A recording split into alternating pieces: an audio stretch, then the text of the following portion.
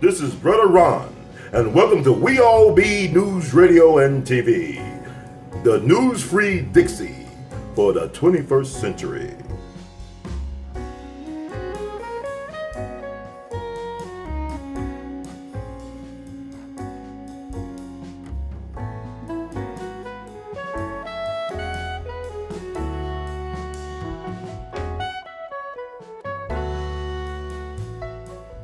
But it goes back to what we talked about, what love's got to do with it. That biopic about Tina Turner, how they lied on Ike Turner, how they grossly misrepresented him. Because even Tina Turner said they did it, overdid it. She said they overdid it. See, they had a message. They've been trying to systematically destroy manhood. Right. They call it toxic masculinity, but there's no such thing. What they're calling toxic masculinity is essentially the absence of masculinity. Remember, masculinity is a set of behavioral protocols. Behavioral protocols.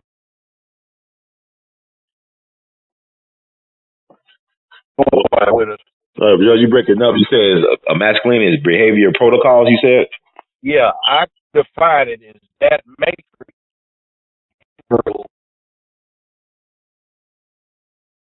Hello, Judge?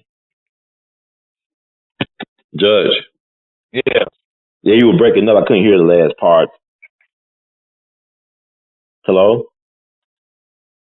You there? Yeah, I'm there. I can hear you now.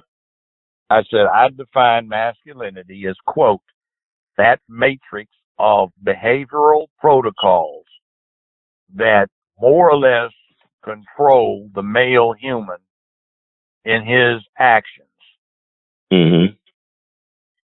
It's what makes men. It's a set of behavioral standards that he gets brainwashed with growing up. So he finds it extremely difficult to deviate from those standards. It's called socialization and acculturation. And when they change the socialization and acculturation of males so that young males are not conditioned to behave in a masculine fashion, you have a lot of violence. As we see play out right now. Yes, sir. Yeah. Fight like a man, no hitting below the belt. But that what happened to our education system. The kids are out of control because a lot of women heading everything. Yeah, and I'll tell you about that.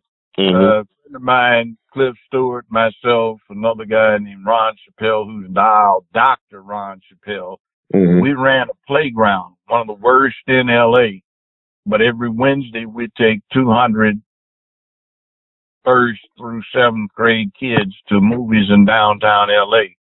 We got UCLA to provide transportation. It was just the three of us, and we would get these kids behaving like they were angels. Patrons would say they didn't even realize kids were in the movie theater, so we could go anytime we wanted. But there were 9 or 10 sisters that were doing a program with somewhere between 5 and 10 kids. And when they'd bring them, the 9 or 10 of them couldn't keep these 10 kids in line, and the 3 of us young males would have to straighten them out so we wouldn't lose the privilege. So that masculine input was enabled us to control these males.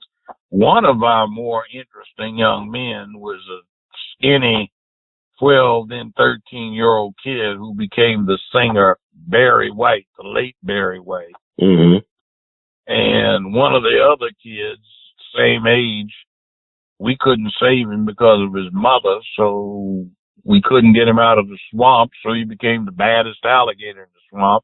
That was Tookie Williams, who started the Crips.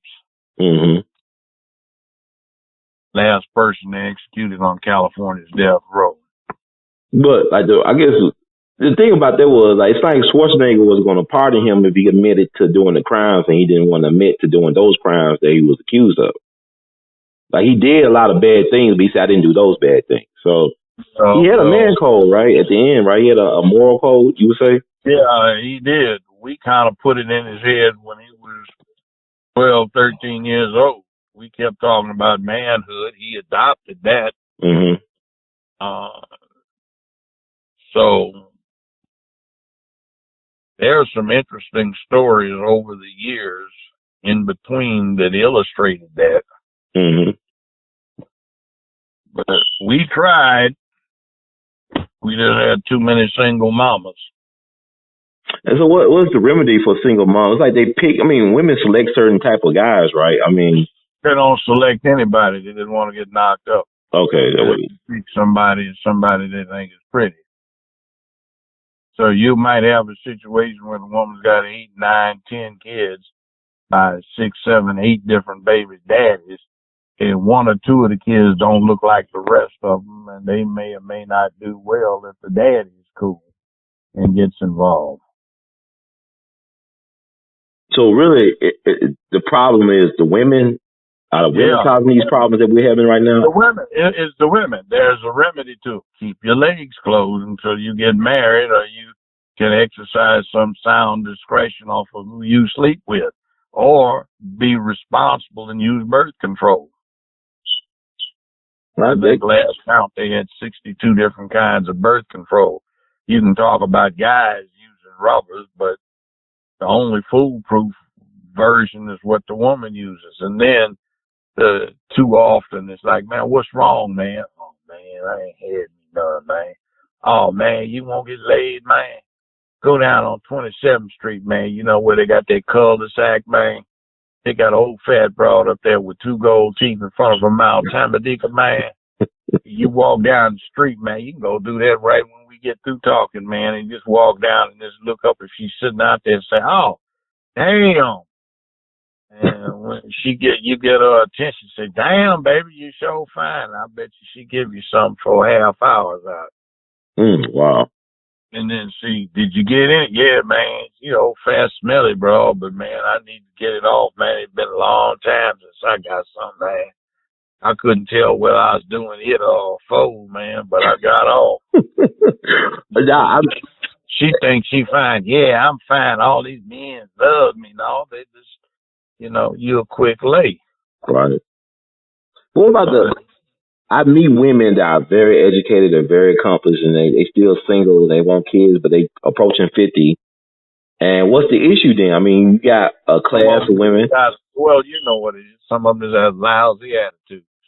Yeah. They're okay as long as they're at a distance, but you wouldn't want to take one of them home and have to deal with them every day.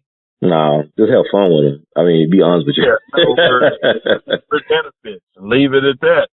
Yeah, but can they realize that they are their own worst enemies, though? It's not the black men. Okay. They do not realize that. Now they say, no, baby, it ain't what's wrong with the dude. It's just you're difficult to get along with. Men just scared they don't like strong women. No. Well, some don't, but some don't care. Some like it. But you got a disagreeable streak to you. Yeah. I know a woman was telling me about her son-in-law. She was very disappointed in him because she don't like how her daughter treats her son-in-law. Like he's henpecked, and she tried to tell him to get some balls. And he's 35 years old, but I mean, he is who he is. And he got kids that look up to him. He got sons that look at him, getting bothered around by his mom, by his wife. My shit. Mm-hmm.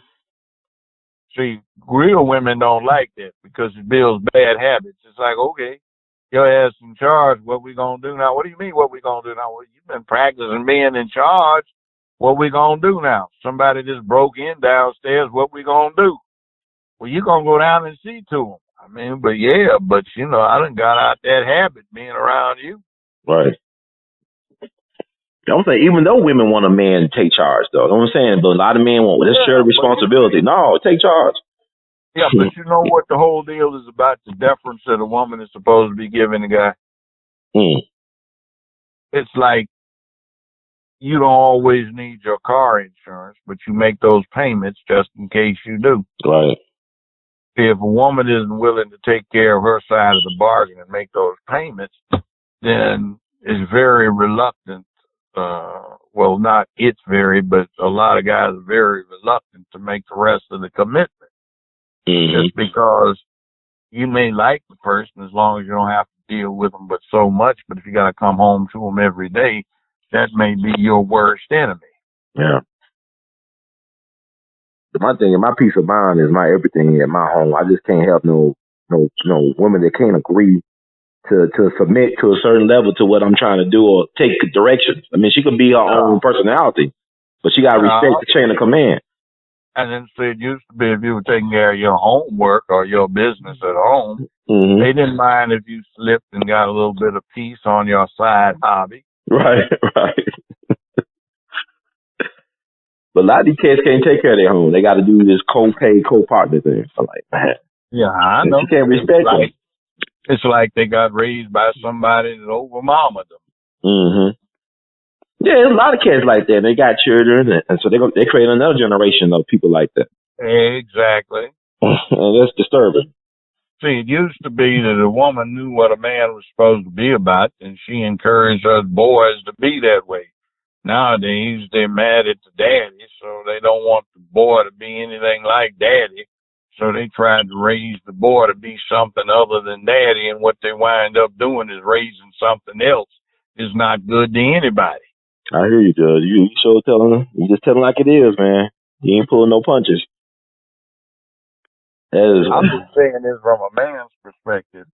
See, there's another thing. You don't have a daddy around. You don't hear the men talk about the women. All you hear is the women talk about the men. Right. And why would you want to be one of those things that women talk bad about? You ain't hearing the other side of the story. Dogs, all of them dogs. Well, okay, I'm a dog. Hey, dog, what's happening, man? Well, you see these bitches, man. That's why we get to thinking about women close to us as bitches. That's because they've been calling us dogs.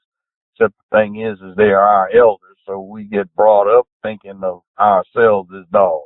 Right. So you lay down with dogs, you get fleas, right? We all in the same game. That's where that N-word came from. We didn't say that, but I saw it developing in the 70s where you got all these single-parent females. They were mad at the boy's daddy, and they started calling him all kinds of hens this and hens that, and the boys just heard hens this, and they ain't nothing but dogs. I hear you, honey, all of them dogs, all these hens is after the same thing. They get to thinking of themselves that way. Yeah, so I mean, like, also nobody used that word. So, Judge, you know, you're gonna get a lot of women that be listening to this show. They get mad when you be on this show. Talk about what you talk about. Goddamn, I give less than a goddamn. I'm speaking truth and wisdom, and they need to learn from it, and they have a much better time than some of them are having with their miserable existences right now. You know what's interesting? They ain't running around looking for a girlfriend, so forget that. I know what's interesting. Go ahead, so I'm sorry, sir. I'm just saying, I'm just trying to convey observations and some reality. And realities are what they are, whether you like them or not. Or say an inconvenient truth. Right, inconvenient truth. And like I was thinking about a couple of things. One was like the girl from TLC, the music group, Chilli. Like she said, she don't date nothing but white men. That other black women should date outside the race. But it's like we were talking about earlier. Is it a problem with the man or was it a problem with you? Both. See, the secret to slavery was it didn't work without the complicity of the black woman. The black man, on the other hand, was supposed to have kept it from happening, but the black woman made it happen. She's been collectively mad at black men for allowing it to happen and disrespecting black men because it happened and allying herself with white men because that gives her an advantage. White men have white wives at home and black women on the side to play with. Wow. And Judge, let me ask you this question before. I mean, I know it's like I'm not down at all, sisters. It's just that's the way it works out sometimes. It's not good. Well, I think that we should have an honest dialogue between us. Not go through. They'd call me misogynistic and all kinds of other shit, and I say, hey, you know what? I've been laid an awful lot in my life, and you don't exactly strike me as the kind I would have liked to have been laid by when I was really deep into getting laid. So,